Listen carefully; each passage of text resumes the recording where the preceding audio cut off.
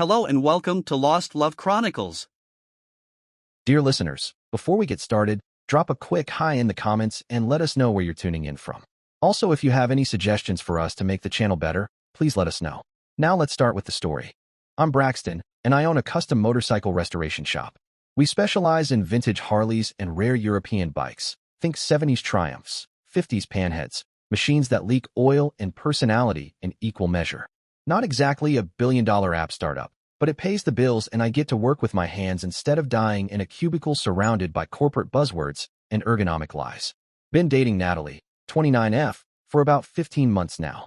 Met her at this little coffee shop that served espresso like it was handcrafted by monks. We hit it off immediately. She smiled, asked questions about my work like she actually cared what a carburetor does, and even came by the shop a few times without flinching at the grease or my profanity-laced playlists. Then there's her family. Whole different engine block. Upper middle class. Both parents are CPAs. I restore vintage machines that survived the 60s. They audit spreadsheets and celebrate tax season like it's Coachella. Her mom, Daisy, in particular, polite, but with the kind of smile you'd expect from someone who's trying to convince herself that tofu tastes like real food. From day one, Daisy's been asking about my business model with the same tone you'd use to ask someone how often they wash their hands. She's never rude, per se. Just precision-level skeptical. Like if I told her I performed open-heart surgery on a Harley, she'd ask if I had a 5-year growth forecast. Despite all that, Sunday dinners became routine around the 6-month mark. Daisy would cook these elaborate meals that looked like they came with Michelin stars, and her husband Austin would talk investments. Honestly, I didn't mind it. Free food, a little side-eye from Daisy, and Austin's actually kind of fun once you get past the stocks talk. He's like a human version of a Wall Street Journal, but with dad jokes. Last Sunday started the same way. We rolled up around 2 p.m. Daisy greeted us like always, apron tied, smile tight enough to snap floss. Dinner was another production, roast, sides, some quinoa thing that probably had a TED Talk about it. We eat, we talk, Natalie's glowing. I'm just trying not to say anything that'll make Daisy twitch. Around 4 p.m., Natalie's phone rings. FaceTime. Oh my God, Ariana. I haven't talked to you in forever, she says, like she just found out her favorite boy band reunited. She bolts to the living room like it's an Olympic event. How's the new job? She says, laughing, already knee-deep in college gossip. Austin and I start clearing the dishes. I actually enjoy it. Less small talk, more movement. Dude's got a good system too, pre-rinse like a champ. From the kitchen, I can hear Natalie and Ariana catching up. Remember that time you locked us out of the dorm? I still have the scar from that fire escape. Then full-on giggling. Like, Disney Channel flashback montage giggling. I'm drying a plate when I hear Natalie shout. Mom, come here. Ariana wants to say hi to you too. And like clockwork, Daisy goes to the living room. I finish loading the dishwasher. Well, reloading it, because Austin put 3 bowls in like he was trying to play Tetris blindfolded. I figure I'll grab my jacket before Daisy ropes me into discussing municipal bond yields or whatever soul-crushing topic she had lined up next. I head toward the hallway that leads to the coat closet. That's when I hear it. Natalie's voice. Softer now, but not soft enough. Oh, him? He's sweet, but don't worry, Mom. I'm just having fun. I'd never actually marry a mechanic. Huh. Well, damn. And then Daisy, with that voice she uses when she thinks she's being elegant, but really just sounds like she's been sucking lemons since 1975. Well, good. I was starting to worry you were getting serious. Please, can you imagine bringing a grease monkey to my company events? He's fine for now, but I'm not stupid. Oh, there it is. The Daisy doctrine. Be polite to their face, slaughter them in the living room. I'm standing just behind the entrance, caught in that weird spot between visible and invisible, like a sad mechanic-themed Scooby-Doo villain. Natalie's sitting on the couch with her back to me. Daisy's angled just enough that she couldn't spot me unless I walked in juggling socket wrenches. And the phone's on the coffee table, Ariana smiling like she's watching a rom-com instead of a slow-motion car crash. But inside my head, dead quiet. No rage. No heartbreak. Just a strange sort of click, like watching a wrench finally seat into a stubborn bolt. Oh, so that's the story. 15 months of coffee shop meet cuties, show me how this works at the shop, Sunday dinners with the Stepford parents. All of it, just a very long, elaborately catered layover. Natalie wasn't building a future. She was passing time until someone with a cleaner resume and less axle grease showed up. I walked back to the kitchen, where Austin was wrestling with a wine cork like it owed him money. Hey man, I said, keeping my voice even. I just remembered I've got a work thing I need to prep for early. Gonna head out a bit early, if that's all right. He blinked, a little surprised. Everything okay? Yeah, I said, smiling. Just the usual business plan emergencies. He chuckled and gave me a wave as I let myself out the back. No fuss, no drama, just me, the moonlight, and the sound of a back door closing on a chapter. I got in my truck, started the engine, and drove home. Windows down. Not sure if it was for the breeze or just the silence. I didn't cry, didn't scream, didn't even throw something. I just sat there when I got home and thought. Not the kind of thinking you do with popcorn and petty fantasies, but the kind where all the little things finally stop pretending. She never really wanted me. She just liked the idea of being with someone different, until the novelty wore off and the fantasy started to smell like motor oil and early mornings. Next morning, I was at the shop before sunrise, working on a '72 Sportster rebuild. That kind of job keeps your hands occupied and your mind from doing dumb things, like texting back. Around 10 a.m., Natalie finally reaches out. Natalie, hey babe, you left early yesterday. Everything okay? Me, yeah, all good. She doesn't bite. Just pivots. Natalie, want to grab dinner tonight? Me, can't. Working late on the Sportster. Few seconds pass. Then, Natalie, tomorrow then? Me, this restoration's gonna keep me busy for a while. She doesn't reply after that. Doesn't push. No emojis. No miss you. Probably relieved to have some space from her charity case. Tuesday evening, Natalie calls. Not texts. Calls. Which already tells me she's moved into what the hell is going on territory. Braxton, what's going on? She says. You've been different since Sunday. I'm at the shop, hands deep in engine grease and nostalgia, trying to coax 40-year-old pistons into alignment like a therapist for angry metal. Just focused on work. I say, keeping it neutral. Are we okay? She asks, voice all soft concern like I didn't overhear her talk about me like a clearance rack boyfriend. We're fine, Natalie. Just busy.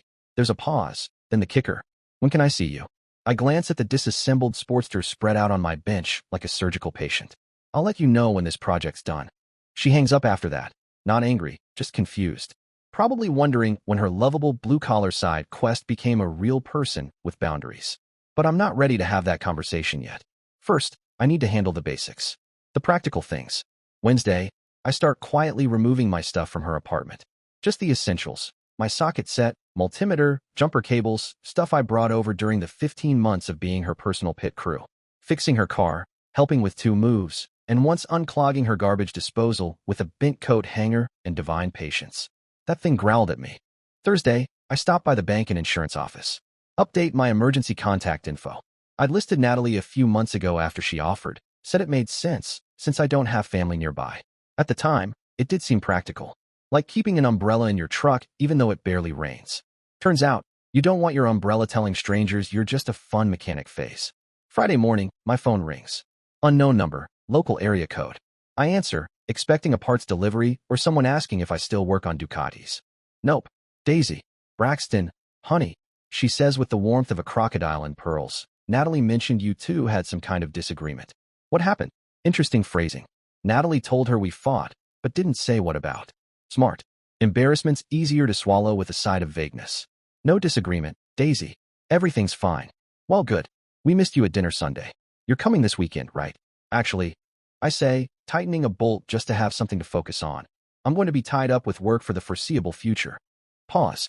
Just long enough for her pearl necklace to probably rattle from tension. What? Why? Did we do something wrong? Nothing wrong, Daisy. I just realized Sunday dinners aren't really working for my schedule anymore. That seems sudden. Are you sure everything's okay? Everything's fine, I say, and then, before she can pivot into therapy mode. Take care. Click. No yelling. No drama. Just polite disengagement. Like unsubscribing from a newsletter that never stops emailing about exciting CPA updates. Fast forward to Friday afternoon. I'm reassembling the Sportster engine. One hand on the torque wrench, the other on the kind of focus that comes from choosing peace over pettiness. And then she shows up. Natalie. Hair done, blazer crisp, heels clicking on the shop floor like she's about to fire someone for bringing decaf. She looks wildly out of place between a half-stripped BSA frame and a wall calendar with a pin-up girl holding a carburetor. Braxton, she says, arms crossed, tone firm. We need to talk. About what? About whatever's been going on with you. She glances around like she's afraid the grease might jump on her. My mom said you're not coming to dinner anymore. Are you ending things? I set down the wrench. Wipe my hands on a rag I'm pretty sure used to be a t-shirt. Look at her standing there like I've just paused her regularly scheduled programming. Just been thinking, I say, about what we both want long-term. She blinks. What do you mean? I look her up and down. Perfect posture, clean lines, every inch curated like she's afraid of blending in with the common folk. And she's standing there, arms still crossed, looking annoyed that I'm disrupting her routine.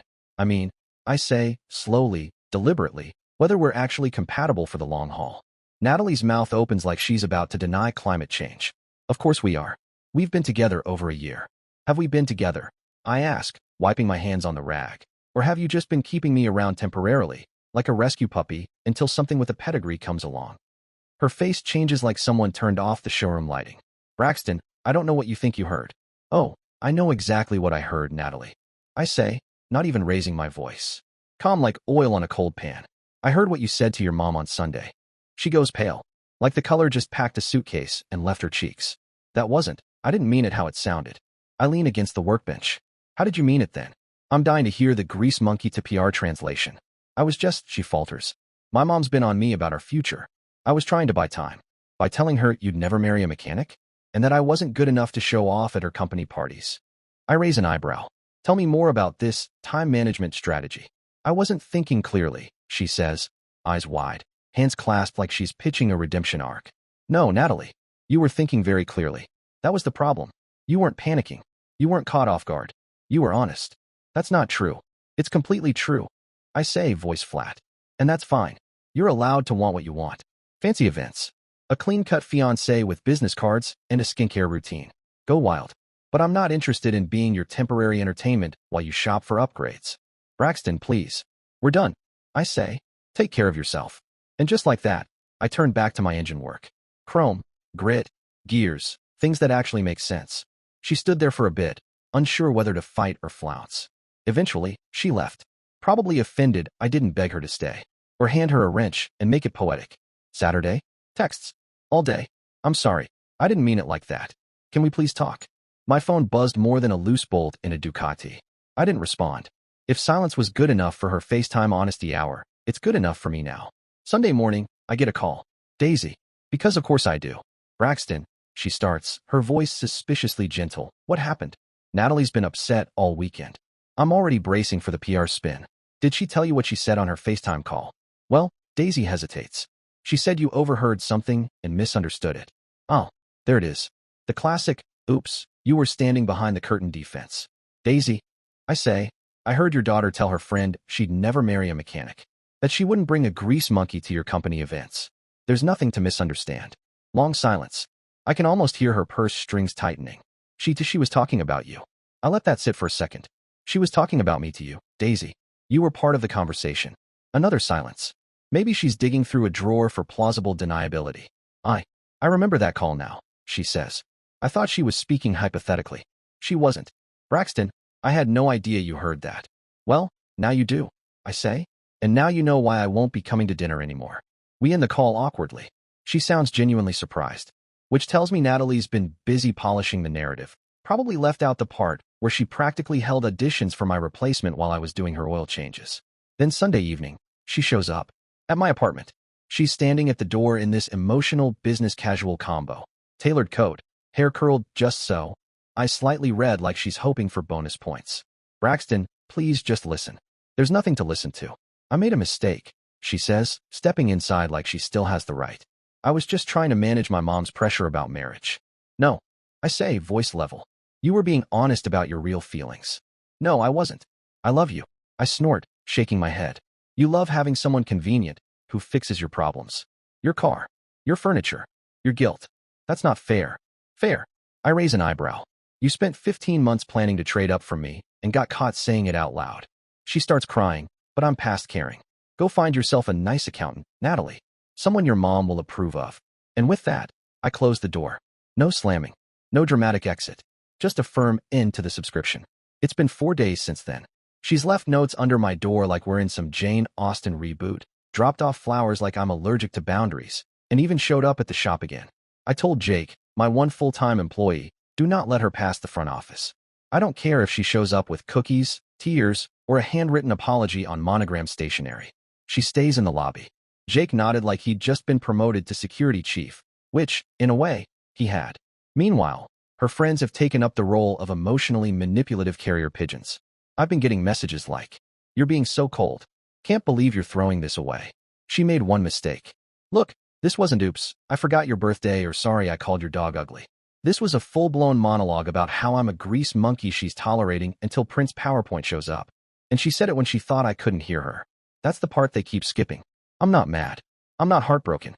I'm just done wasting time being someone's placeholder while they wait for a shinier option. So, I'm back to what makes sense, building bikes for people who don't ask if I've considered leveraging my skill set into a scalable brand opportunity. Natalie, meanwhile, has launched a full-blown damage control campaign. The PR firm in her head is working overtime. She's telling anyone who'll listen that I misunderstood what she said, that I'm being dramatic over a simple miscommunication. Right. Calling me a grease monkey who's fine for now, but not good enough to marry? Miscommunication. Sure. And calling a tiger a house cat is just a vocabulary mix-up. Monday, her friend Chloe stormed the gates. Braxton, you're being ridiculous. No intro, no hello. Just straight into character like this is a soap opera. Natalie loves you, she insists. No. I reply, Natalie loves convenience. She loved that I fixed her car, moved her furniture, unclogged her sink, and played nice at dinner with her passive-aggressive mother. But she didn't love me. She made one comment to get her mom off her back. Chloe snaps. You're destroying a good relationship over nothing. Chloe, I say, setting down the carburetor I was rebuilding. She called me a grease monkey. Said she'd never marry a mechanic. Said she'd be embarrassed to bring me to work events. Not in anger, not in private, but to her mother, while they laughed and nodded like I was a funny little pet who knew how to use tools. She was frustrated and said something stupid. No, she said something honest when she thought I couldn't hear it. Chloe gave me a full 3 minutes of guilt-tripping, moral high ground monologuing, and a lecture about forgiveness. Then she left when it became clear I wasn't going to dramatically chase Natalie down a rainy street. Then came Tuesday. An unexpected call. Daisy. Braxton, I owe you an apology. Now that caught me off guard. For what? I ask. For my attitude toward you, she says. I had a long talk with Natalie yesterday about what happened. I leaned against the workbench. Okay. She tried to blame it on me, Daisy continued. Said I'd been pressuring her to find someone more professional, and she was just telling me what I wanted to hear. And I told her that was nonsense. I never said anything about wanting her to date someone more professional. That actually surprised me. For a woman who used to side-eye my shop like it was a petting zoo, she suddenly sounded human. Daisy went on to explain that after our last conversation, she'd started thinking about her own behavior toward me. I realized, Daisy said, I had been standoffish about your work without really understanding what you do. Now, that was a plot twist I didn't see coming. So, she continued, I looked up some information about motorcycle restoration. Most people don't know much about it. I didn't know the skill level involved, or that vintage bikes can be worth serious money. I nearly dropped my wrench. Daisy, queen of passive judgment, had done research. I was judging based on assumptions, she admitted. Happens a lot in my line of work, I said, keeping it light, even though part of me wanted to ask if she'd also Googled respecting blue-collar people without clutching your pearls. She went on. I also realized you were always respectful to our family, even when I was being difficult. Difficult was one word for it. Ice cold with a polite smile was another. I appreciated the dinners, Daisy, I said, and meant it, minus the side of judgment. Austin's been asking when you're coming back, she added. He really enjoyed talking with you about business and current events. Austin's a good man, I replied, and he was. Honestly, if I had to pick a favorite CPA dad, he'd make the podium. Then she asked the question I half expected but still didn't know how to answer. Would you consider coming this Sunday? I promise Natalie won't be there. I didn't answer right away. I thought about the roasts, the wine, the weirdly specific conversations about municipal bonds. The dinners had been nice, if you ignored the subtle undercurrent of when is this phase of yours ending, Natalie, that I now realized had nothing to do with Austin. Maybe, I said finally. Let me think about it. I thought that would be the week's dramatic peak. It wasn't. Wednesday evening, there's a knock at the apartment door. I open it and immediately regret keeping the lights on. Natalie. And behind her, Daisy. Oh, the ambush with manners maneuver. Braxton, Natalie says, all breathless nerves. I asked Mom to come so we could all talk this through. I glance at Daisy, who looks like she'd rather be anywhere else, including a timeshare presentation. I told Natalie this was between you two, she says, almost apologetically. But she insisted. Of course she did. What did you want to say, Daisy? I ask, folding my arms like a very unimpressed shop foreman. I'm sorry if my attitude contributed to Natalie feeling like she had to defend your relationship to me. Before I could respond, Natalie jumped in like she was being timed. See, she said quickly. This was all just family pressure and miscommunication. Right. And I'm the Queen of England. I turned to Daisy. Did you ever tell Natalie she shouldn't date mechanics? No, Daisy said, blinking. Did you ever say she should find someone more professional? No, she said again. I said she should find someone who treated her well and had their life together. You clearly qualified. That hit Natalie like a sledgehammer made of common sense. Her expression shifted fast, confusion, then panic, then the realization that her entire defense just went up in polite, well-articulated flames. I looked back at Daisy. When Natalie said she'd never marry a mechanic on that call. Did you agree because you felt that way too? Daisy looked at Natalie, then back at me. I agreed because I was surprised she felt that way, not because I shared the opinion. I was actually confused by her comment, Daisy said, glancing at Natalie with this new, slow-burning awareness, like she was meeting her daughter for the first time without the parental Instagram filter. Natalie, stop, I said, cutting through the air like a torque wrench through soft aluminum. You said what you said. Own it. Stop trying to blame everyone else for your mouth. The dynamic shifted right there in my apartment. I could see it, Daisy watching her daughter squirm, realizing her polite, well-manicured child might not be the noble romantic heroine she always assumed. Turns out the princess sometimes throws the mechanic under the royal bus. Braxton, I'll do anything to fix this, Natalie said, her voice raw, desperate. There's nothing to fix, I replied. You showed me exactly how you feel about me and my work. I believe you, but I was wrong. No, Natalie, you weren't wrong. I looked her right in the eyes. You were honest, and I'd rather know the truth than live a lie. That hit her harder than yelling ever could. Eventually, they left, Natalie in tears and Daisy quiet, thoughtful, like someone who just watched the director's cut of her daughter's personality. Thursday, I get a call from Austin, which never happens. Man's a CPA, not exactly known for spontaneous emotional check-ins. Braxton, he starts, I don't know all the details of what happened with Natalie, but I want you to know, you're welcome in our home regardless. Thanks, Austin. I appreciate that. Daisy told me some of what was said. You handled it with more class than most men would have. No point in making a scene, I said. Turns out staying calm works better than shouting at someone in front of your engine block. You thinking about coming to dinner Sunday? Yeah, I might, I said. Daisy apologized, and it seemed genuine. Good. I'll have beer ready. Say what you will, but the man knows the right bait. Then came Friday.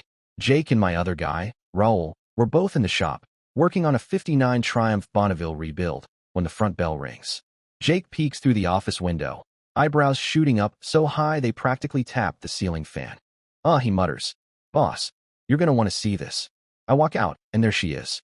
Natalie, in full crisis glam mode, hair done, makeup flawless, wearing the kind of coat you only put on when you're trying to sell sincerity in high definition. And in her hand, a small velvet ring box. Braxton, she says, eyes wide with urgency, I want to marry you.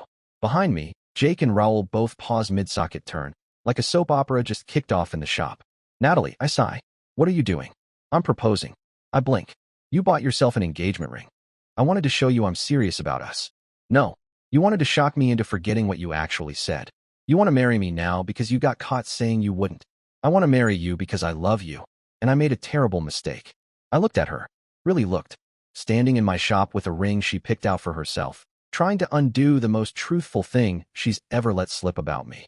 Natalie, I said, calmly, 2 weeks ago, you told your mom you'd never marry a mechanic. Today, you're proposing to one. Which version is real? This version, she said, chest rising with shallow hope. The one standing here. I shook my head. No, the real version is the one who said what she actually thought when she didn't know I was listening. Braxton, please. The answer's no, I said. To all of it. We're done. She left, ring box still in hand, makeup smudged, crying like I'd just ruined the ending of a fairy tale that was never meant to have me in it. Saturday, I spent the day working on the Sportster. Just me, my tools, and a big, beautiful V-twin engine that didn't lie or talk down to me. Peaceful, methodical work. Good for processing everything that's happened. Sunday, I decided to go to.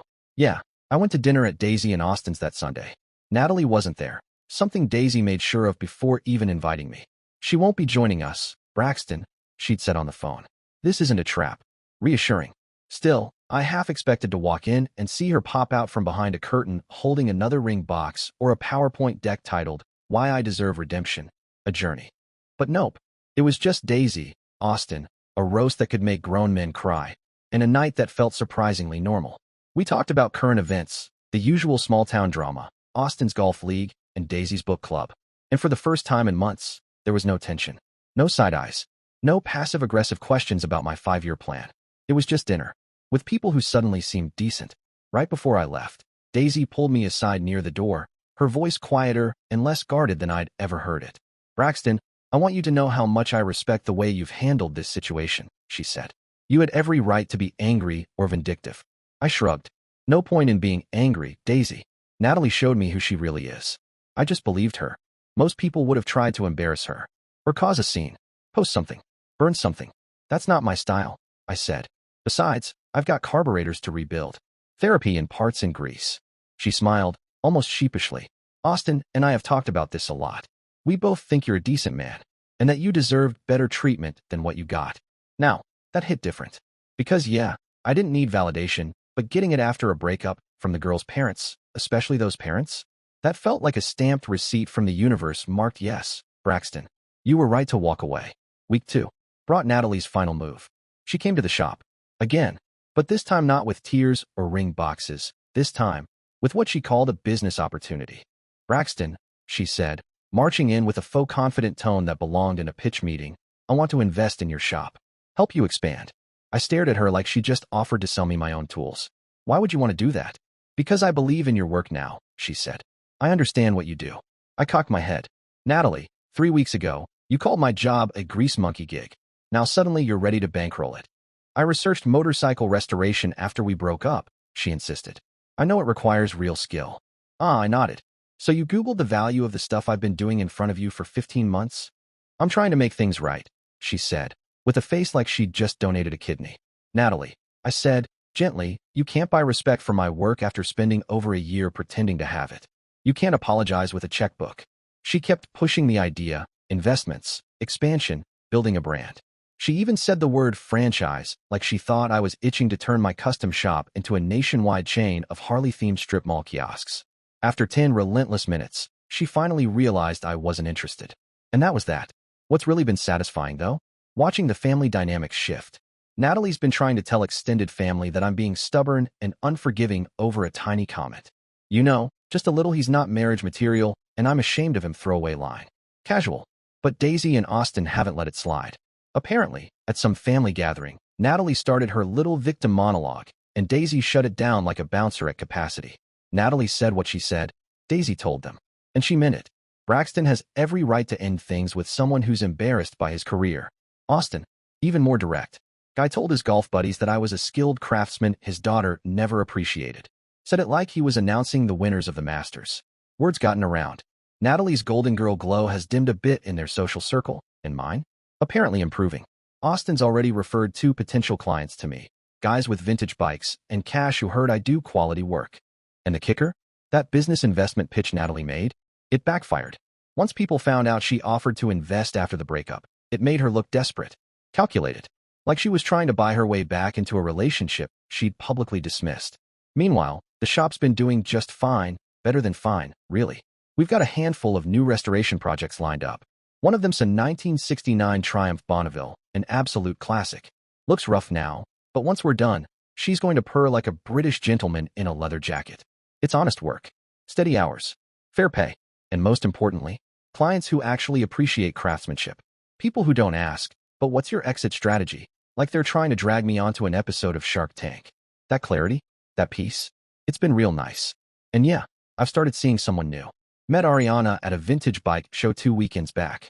She was standing next to a beautifully restored Honda CB550, talking shop with some old-timers like she'd grown up with a wrench in one hand and a helmet in the other. She's a nurse, rides her own bike, does her own maintenance, which, if you ask me, is hotter than any glass office job someone's mom could approve of. When I told her what I do, her eyes lit up. "Wait," she said, "you own your own restoration shop? What are you working on right now?" "Not oh cool." "So, like, you change oil and stuff?" No scrunch. No weird tone. Just genuine interest. She came by the shop later that week. We spent 2 hours talking engines and restoration techniques before we even thought about dinner. The woman knows what a carburetor looks like, and she respects the time and skill it takes to bring an old machine back to life. No status games. No checking if I'd outgrown blue-collar work. Just curiosity, appreciation, and that's worth more than all the family dinners in the world. Last week, I got a text from Natalie. "I heard you're dating someone new. I hope you're happy." No punctuation. Classic move, Leave it open-ended like she's trying to sound casual while fishing for a crack in the door. But I didn't respond. Not out of spite. Just nothing left to say. Because yeah, I am happy. Happy to be with someone who respects what I do instead of tolerating it until a more respectable option comes along. Thing is, there was never any elaborate plan. No dramatic takedown. No slow-played revenge. Just walking away, letting her own words do the talking. Natalie wanted a placeholder boyfriend.